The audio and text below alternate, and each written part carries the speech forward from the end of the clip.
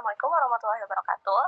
Hari ini kami dari kelompok 4, kelas 4E akan menjelaskan tentang kedaulatan pangan, reforma agraria, dan krisis pangan dari perspektif ekonomi politik. Boleh di next.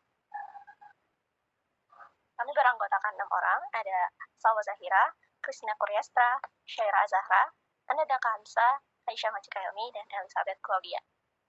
Materi yang akan pertama dijelaskan tentang definisi kedaulatan pangan yang akan dijelaskan oleh Elizabeth Claudia. Kepadanya dipersilakan. Terima kasih kepada moderator. Di sini saya akan menjelaskan definisi kedaulatan pangan.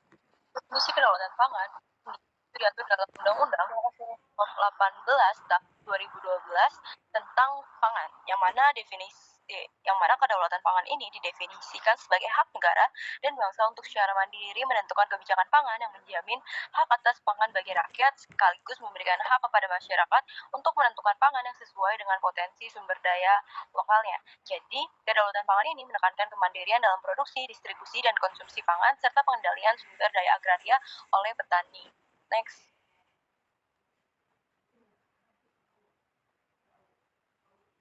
Nah, kedaulatan pangan juga memiliki peran strategis bagi negara juga masyarakat Indonesia. Yang pertama, bagi negara, kedaulatan pangan ini merupakan pilar untuk mencapai kemandirian pangan, stabilitas ekonomi, juga ketahanan nasional. Bagi masyarakat sendiri, kedaulatan pangan juga buat menjamin akses terhadap pangan yang bergizi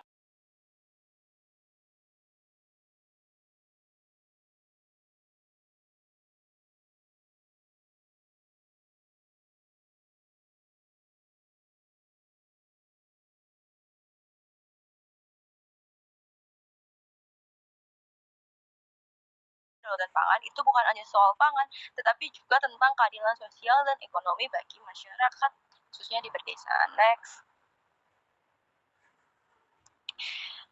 Kedaulatan pangan sama ketahanan pangan ini tuh memiliki keterkaitan yang erat, walaupun mereka tuh punya fokus yang berbeda, di mana yang pertama, ketahanan pangan. Ketahanan pangan itu kan di kondisi terpenuhinya kebutuhan pangan yang cukup aman, bermutu sama bergizi bagi individu, rumah tangga, negara juga, yang didukung adanya ketersediaan akses, distribusi, dan stabilitas pangan. Jadi kalau misalnya ketahanan pangan lebih nekatin di aspek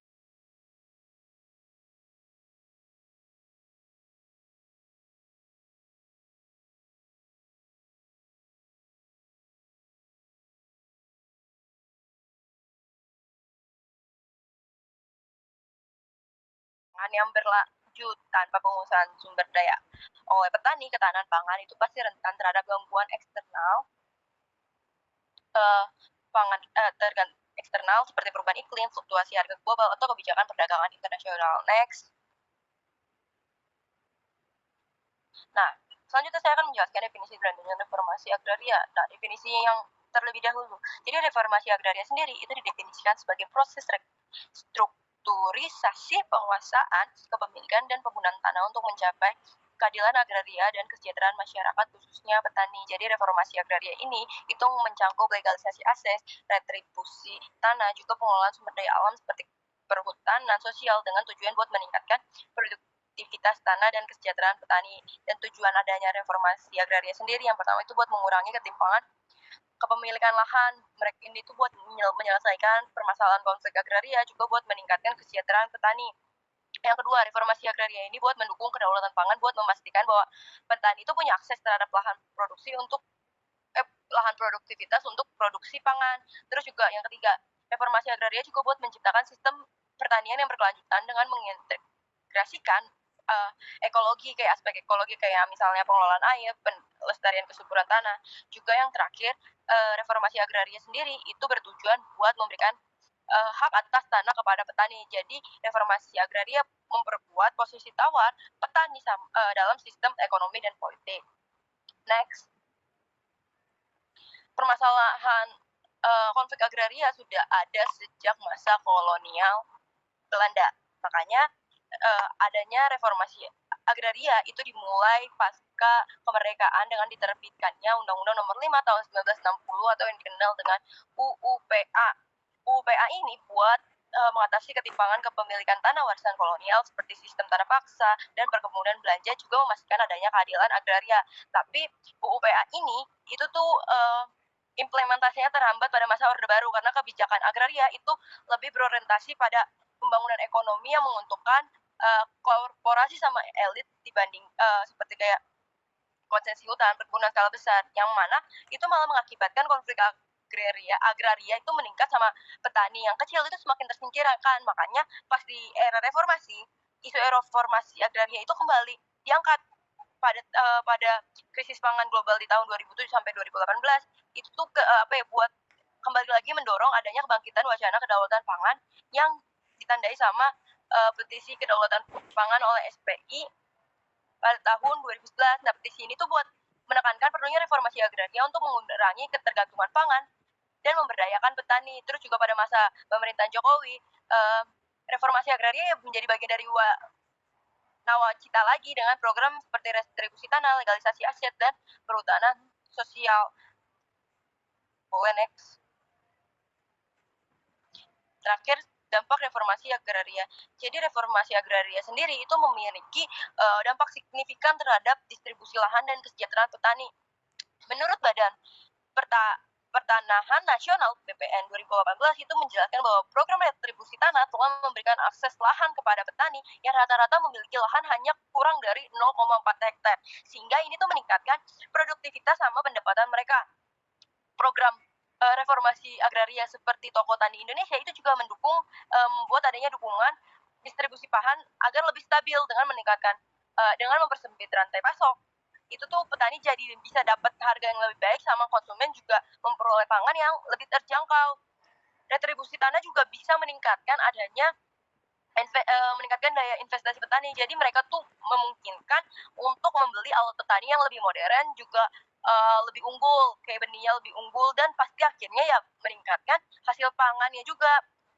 Tapi ya balik lagi bahwa dalam reformasi agraria itu belum sepenuhnya tercapai karena penguasaan lahan itu masih didominasi sama korporasi dan elit. Sementara legalisasi aset itu seringkali tidak diikuti oleh pendampingan pasca retribusi. Sekian, terima kasih.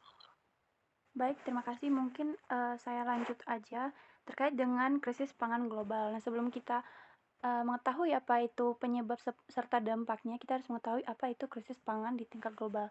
Nah, krisis pangan ini adalah suatu situasi ketika pasokan pangan tidak mencukupi untuk memenuhi kebutuhan konsumsi manusia. Nah, baik itu di tingkat lokal, nasional, maupun di global itu sendiri. Nah, krisis ini ditandai dengan lonjakan harga bahan makanan pokok, kelangkaan pangan, serta tingkat kelaparan dan malnutrisi yang meningkat, terutama di kalangan masyarakat miskin dan rentan. Nah, oleh karena itu, kita harus mengetahui apa yang menjadi faktor-faktor penyebab krisis pangan global ini. Yang pertama ada perubahan iklim.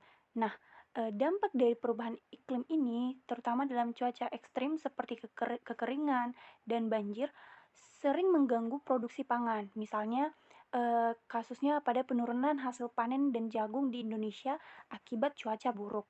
Selanjutnya yang kedua yaitu konflik. Dampak dari faktor penyebab selanjutnya konflik geopolitik.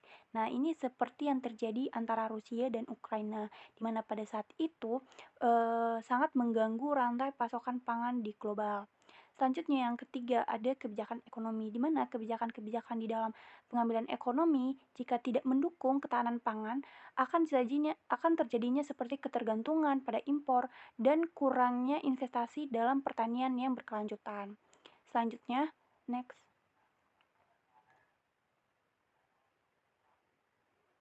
Nah, selanjutnya kita akan menganalisis apa yang menjadi dampak dari krisis pangan tersebut. Ini ada 3 dampaknya, yaitu kerawanan pangan, kesehatan masyarakat, dan ketidakstabilan sosial. Yang pertama, kerawanan pangan ini, krisis pangan meningkatkan jumlah orang yang mengalami kerawanan pangan. Di Asia Tenggara, sekitar 115 juta orang terkena dampaknya, termasuk juga Indonesia. Selanjutnya, kesehatan masyarakat. Nah, malnutrisi menjadi masalah serius, terutama di kalangan anak-anak karena krisis pangan ini. Nah, seperti data UNICEF menunjukkan bahwa sekitar 9 juta anak di Indonesia mengalami stunting akibat malnutrisi. Ketiga, ada ketidakstabilan sosial, yaitu kenaikan harga pangan sering memicu ketegangan sosial dan memaksa. Selanjutnya, Next. Baik, selanjutnya kita akan mengetahui apa yang menjadi peran pasar global untuk mengurangi dampak dari krisis pangan tersebut. Yang pertama ada fluktuasi harga, di mana pasar global sangat berperan di dalam menentukan harga-harga pangan, terutama di harga pasar global. Kedua, ketergantungan pada impor. Negara-negara dengan ketergantungan tinggi pada pangan impor rentan terhadap perubahan harga dan pasokannya. Ketiga yaitu inisiatif internasional, di mana kerjasama internasional dalam perdagangan pangan dan kebijakan yang mendukung aksesibilitas makanan menjadi penting untuk mengatasi krisis pangan apalagi di tingkat global. Mungkin cukup sekian, dilanjutkan pada moderator. Oke, selanjutnya akan dijelaskan mengenai perspektif ekonomi politik yang akan dijelaskan oleh Ananda Hansa. Silakan. Baik, terima kasih kepada moderator. Jadi kita akan membahas tentang perspektif ekonomi politik. Jadi ekonomi politik memandang isu pangan, agraria, dan krisis sumber daya. Krisis sumber daya bukan sekedar persoalan teknis atau produksi, melainkan sebagai hasil dari relasi kekuasaan antara negara, pasar, dan masyarakat. Dalam pendekatan ini, kebijakan ekonomi tidak netral, melainkan dipengaruhi oleh kepentingan politik dan aktor dominan seperti elit negara, korporasi, dan lembaga lokal. Ketimpangan akses terhadap tanah, dominasi pasar bebas, serta lemahnya perlindungan terhadap petani kecil dilihat sebagai konsekuensi dari struktur kekuasaan yang timpang.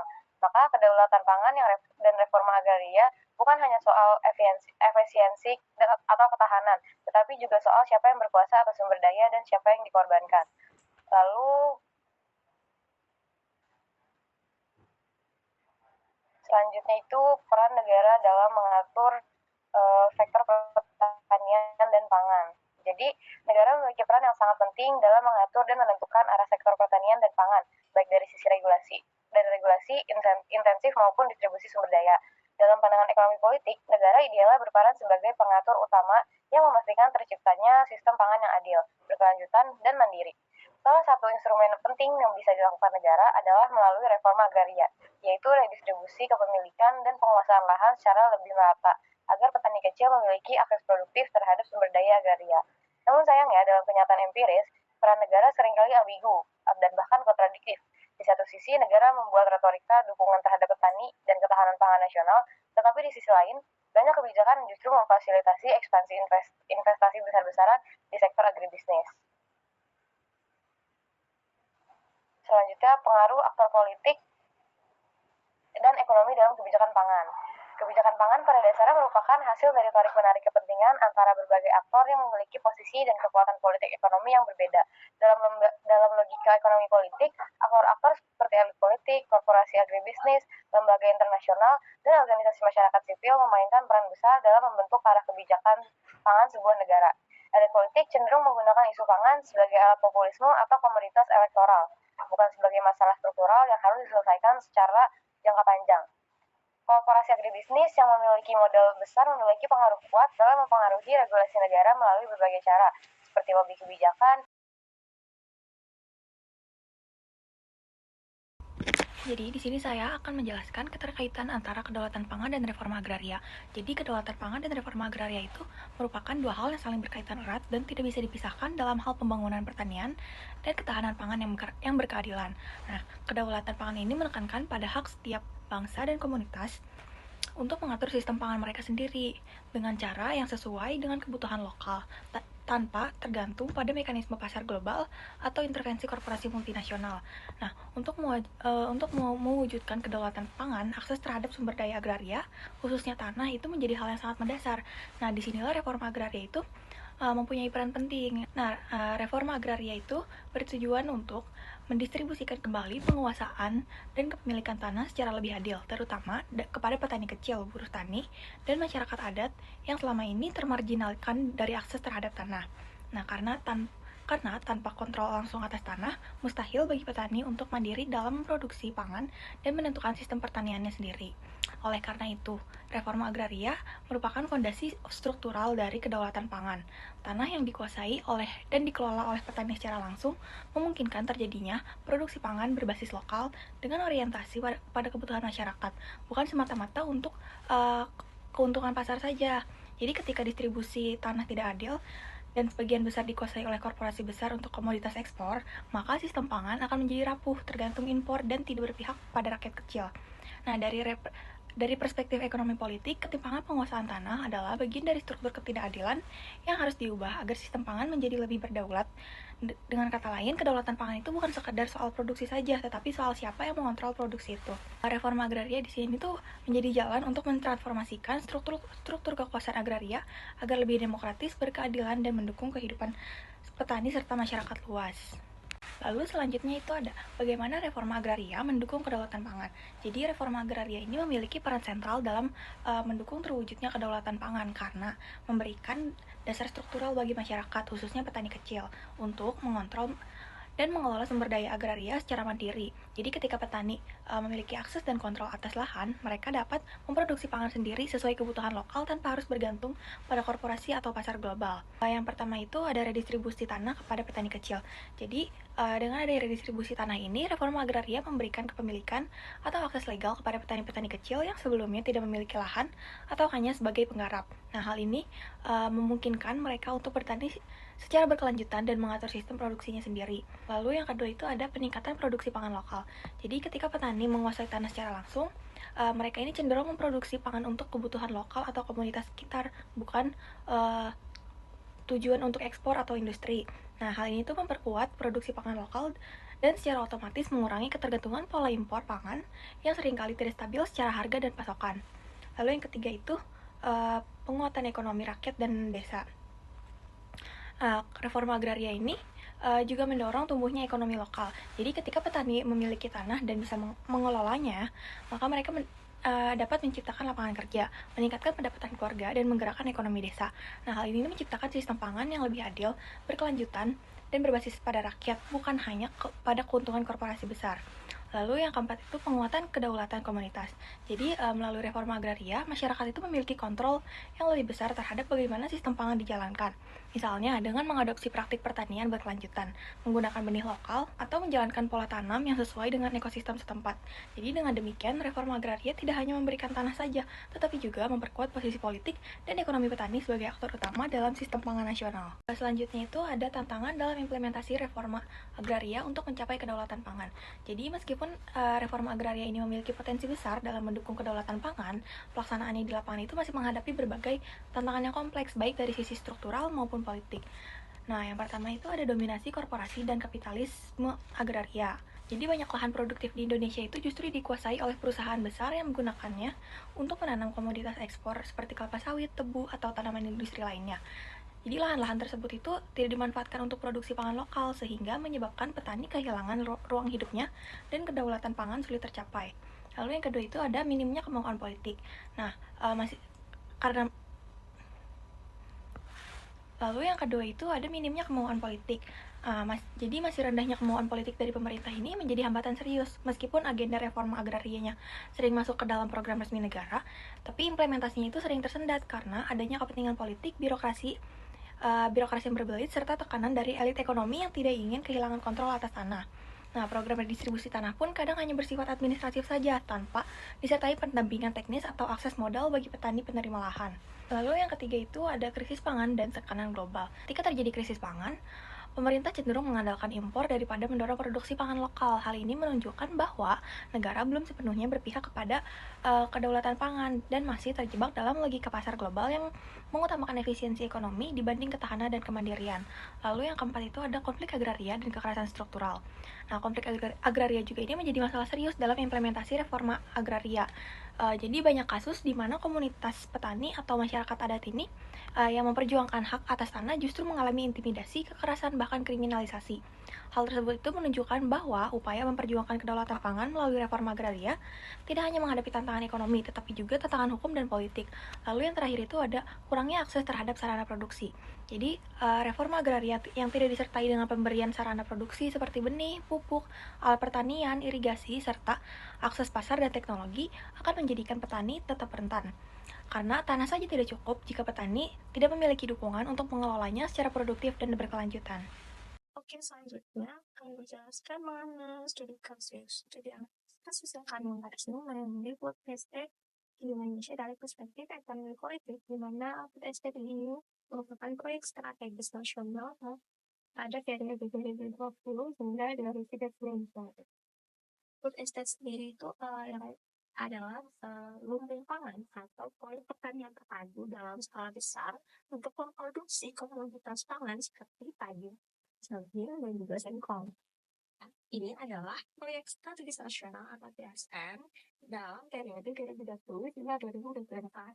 Sehingga dibuatnya food estate ini untuk apa? Intinya ada tujuan yang ketiga ini untuk menjamin ketahanan pangan nasional di tengah ancaman krisis pangan global, kemudian meningkatkan produksi pangan untuk mengurangi ketergantungan pada impor, dan juga menciptakan lapangan kerja dan mendorong pembangunan ekonomi di daerah-daerah yang tertinggal. Tentunya ditujukan untuk mengurangi krisis pangan dan juga untuk menciptakan kedaulatan pangan di Indonesia.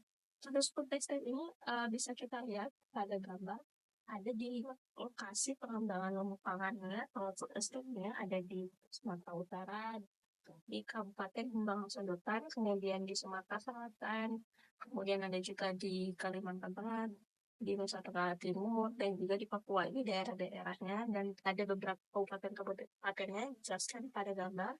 Nah, di lokasi ini telah menggunakan pastinya dana yang cukup besar mencapai hingga 6 triliun di tahun 2020 dengan hamparan target luas lahan yang terus bertambah setiap tahunnya di 5 fokus wilayah tersebut.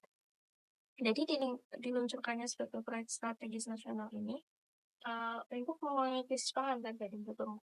Ada tujuan-tujuan yang sudah dijelaskan.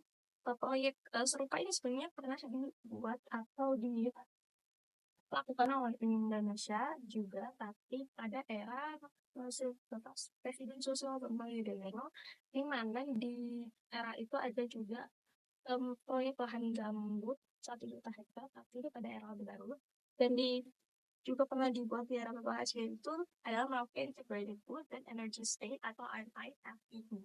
Ini dibuat juga untuk tujuan yang sama, untuk pastinya untuk kedaulatan pangan dan mengurangi krisis pangan. Tapi ini juga menciptakan kegagalan historis seperti produksi yang minim, kemudian juga masih terjadi krisis pangan, dan justru menciptakan dampak lingkungan yang besar. Bisa dilihat di mana masalah struktural dari gagalnya proyek atau proyek strategis nasional PTST ini. Yang pertama, adanya alih fungsi lahan dan marginalisasi masyarakat lokal. Sini bisa kita ketahui para masyarakat lokalnya malah dimarginalisasi dan terjadinya alih fungsi lahan di mana lahannya tidak menjadi lahan yang terbakar seperti terbakar seperti pada gambar. Menciptakan krisis justru yang bertambah parah pada hal ini, bukan hanya pada krisis pangan saja, namun berdampak ke lingkungan juga seperti di era-era sebelumnya yang tadi saya jelaskan. Kemudian gagal panen dan ketidaksesuaian ekologis. Gagal panennya ini diciptakan karena tidak sesuai ekologis, justru ditanami dengan bahan makanan yang tidak sesuai. Harusnya bahan makanannya disesuaikan dengan daerah atau ekologi di daerah tersebut, dengan tidak terjadinya gagal panen. Kita perlu melihat di sini perlu ditanam ini gitu. Bisa disesuaikan, namun justru karena tidak adanya penyesuaian menciptakan gagal panen. Dan kemudian juga dilatar belakangi oleh dominasi aktor negara dan korporasi. Negara dan korporasi ini memainkan peran penting dalam hal ini, di mana dari perspektif ekonomi politik kita bisa melihatkan antara interaksi kepentingan antara pemerintah atau politik dan kepentingan ekonomi. Jadi kita melihat dari perspektif ekonomi politiknya di sini, di mana untuk melihat kepentingan politik dari pemerintah dan juga perspektif si para pengusaha atau para kepentingan ekonomi. Di sini food estate ini mencerminkan bagaimana pemerintah mengelola sumber daya untuk mencapai tujuan politik dan ekonomi, tetapi juga menimbulkan konflik kepentingan. Konflik kepentingan ini seperti legitimasi pemerintah yang pemerintah ini ingin menunjukkan komitmen terhadap ketahanan pangan sebagai isu strategis, tapi mereka justru kurang mendalami krisis pangan pendalaman tentang hal ini. Jadi proyek ini justru malah menjadi krisis pangan yang berkelanjutan. Kemudian adanya kekuasaan dan kendali juga hubungan dengan berbagai kepentingan ekonomi yang paling melekat belakangnya, seperti dengan investor dan para korporasi. Food estate ini membuka peluang bagi perusahaan besar untuk mengelola lahan dalam skala besar kan. Nah, ini menarik investasi, tapi seringkali mengorbankan petani-petani kecil. Nah, di sini makanya disebut marginalisasi masyarakat kecil itu adalah para petani-petani yang justru seperti menjadi buruh di lahannya sendiri. Nah, kemudian hal ini menciptakan di mana pemerintah berharap kalau ini untuk meningkatkan ekonomi dan juga lapangan kerja seperti yang sudah dijelaskan ya. Namun realitanya ini seringkali pekerja lokal ingin dilibatkan. Nah, ini justru lebih banyak mengalir ke korporasi dan juga lebih mencari keuntungan daripada untuk menciptakan kedaulatan pangan. Sehingga ini adanya impor versus produksi lokal, di mana tujuannya mengurangi impor tapi kegagalan produksi seperti pada proyek-proyek sebelumnya juga menunjukkan tantangan ekonomi seperti biaya produksi tinggi dan ketidaksesuaian lahan yang tadi juga udah disinggung, di mana harusnya disesuaikan dengan ekonomi daerah tersebut untuk menciptakan kedaulatan pangan agar tidak terjadi krisis pangan tersebut dan tidak memiliki dampak berkelanjutan yang juga tadi malah berdampak kepada lingkungan kan, yang dimana pembukaan lahan dan banyak hal ini menyebabkan deforestasi juga, apalagi di daerah-daerah yang pada daerah-daerah seperti Kalimantan ini menjadi hal yang disorot juga, di mana menyebabkan kerusakan ekosistem di berbagai daerah-daerah tersebut justru malah berdampak buruknya lebih berdampak kepada hal-hal lain juga, bukan hanya pada krisis pangannya aja. Nah, hal ini bisa kita lihat dalam tabel tersebut, di mana dalam aspek kedaulatan pangan tidak tercapai. Sistem pangan dikendalikan oleh negara dan korporasi dan dipegang rakyat, sehingga dalam perspektif ekonomi politik, negara mendorong produksi skala besar tanpa partisipasi rakyat. Dan reforma agrarianya ini masih diabaikan. Jadi negara tidak menjalankan prinsip keadilan agraria hanya terlibat dalam proyek-proyek elitis, sehingga krisis pangan ini masih terjadi dan berkelanjutan di Indonesia sendiri dan memperparah resiko krisisnya juga malah ya, dan karena berdampak pada hal-hal yang negatif seperti tadi dampak lingkungan. Krisis ini bersifat struktural akibat salah urus dan ketimpangan inflasi.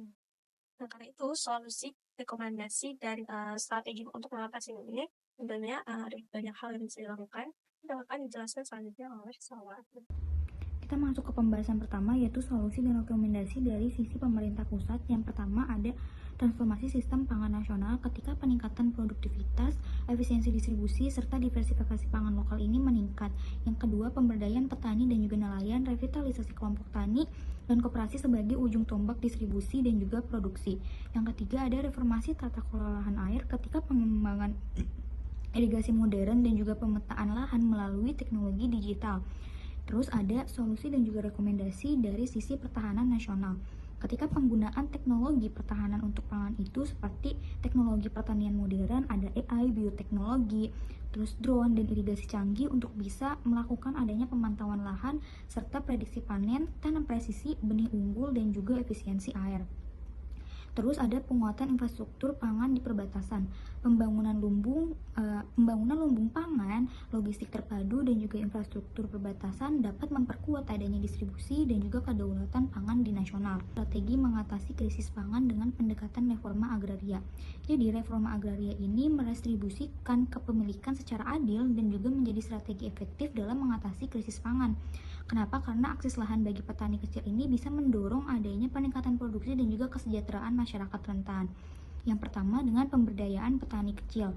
Melalui adanya lembaga yang solid, regulasi pro petani, dan partisipasi inklusif dan responsif di semua kelompok, kita dapat melakukan adanya pemberdayaan kepada para petani-petani kecil. Terus yang kedua, hentikan konversi lahan. Ketika redistribusi tanah untuk petani kecil dan akses ke sarana produksi, ini akan mewujudkan adanya keadilan agraria.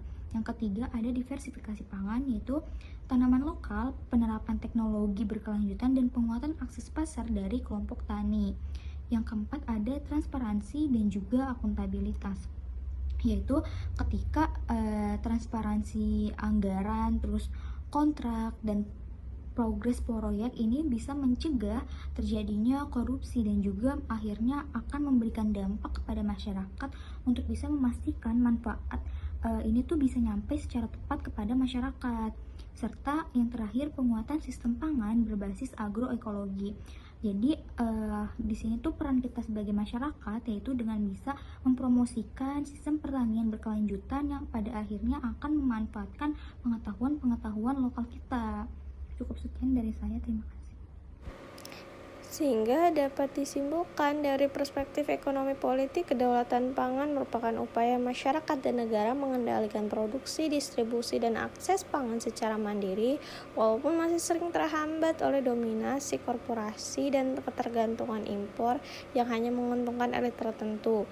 Perlunya reforma agraria yang bertujuan mendistribusikan lahan kepada petani kecil untuk mengurangi ketimpangan, tapi tetap gagal karena adanya ketimpangan politik yang mempertahankan konsentrasi lahan di tangan korporasi atau elit.